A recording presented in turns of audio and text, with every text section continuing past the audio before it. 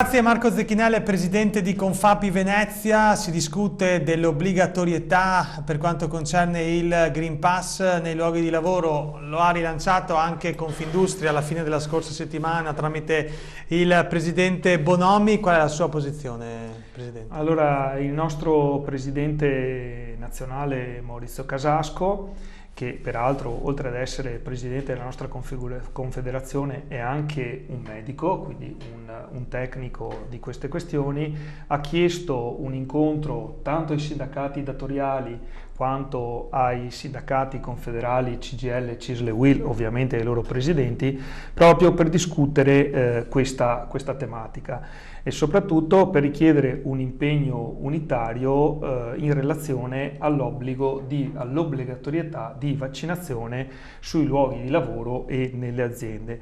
Questo sempre nella filosofia che è stata nostra fin dall'inizio della pandemia, cioè l'obiettivo di rendere le aziende il luogo più sicuro. Questo è il nostro punto di vista. E lei è favorevole? Certamente sì, è chiaro ed evidente che questa non può essere una tematica che va rimessa solamente alle parti sociali, ma necessita di un intervento governativo. Deve essere la politica a decidere e deve essere il governo a imporre un obbligo, ove chiaramente ne ricorrano le condizioni.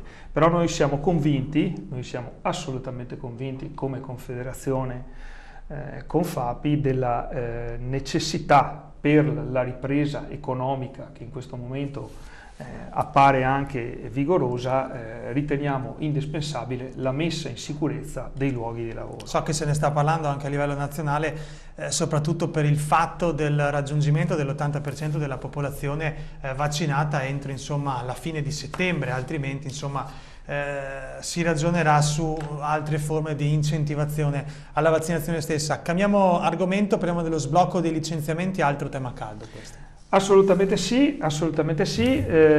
Diciamo che in questo senso noi registriamo finalmente conforti, ci siamo visti per tanti mesi snocciolando dati negativi conditi almeno in relazione alla fine del divieto del blocco dei licenziamenti. C'erano previsioni nefaste, tsunami occupazionale. Invece in realtà per la prima parte, o meglio per quella parte che riguarda l'abolizione del divieto sulla manifattura, in realtà l'impatto è stato sostanzialmente neutro, nel senso che siamo con dati occupazionali che chiaramente, anzi addirittura nella provincia di Venezia sono diverse migliaia le nuove assunzioni in più rispetto al 2019, quindi in realtà diciamo che si è assunto anziché licenziare. Questo è la prova definitiva che quello fu un provvedimento legato alla fase emergenziale, ma chiaramente non si possono creare o fermare per legge i posti di lavoro. Quelli purtroppo sono prodotti dalla dinamica del mercato. C'è un PIL incoraggiante anche per quanto riguarda il Veneto? Assolutamente sì, tant'è vero che siamo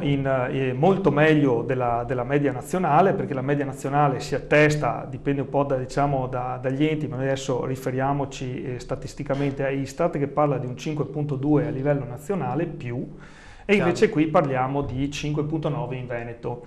E consentimi di dire che effettivamente questa è invece la prova che il sistema veneto, che è fatto di piccole imprese, è in grado di riorganizzarsi e reagire molto rapidamente rispetto a sistemi industriali più complessi, come può essere la realtà della Lombardia, più legate alla grande impresa.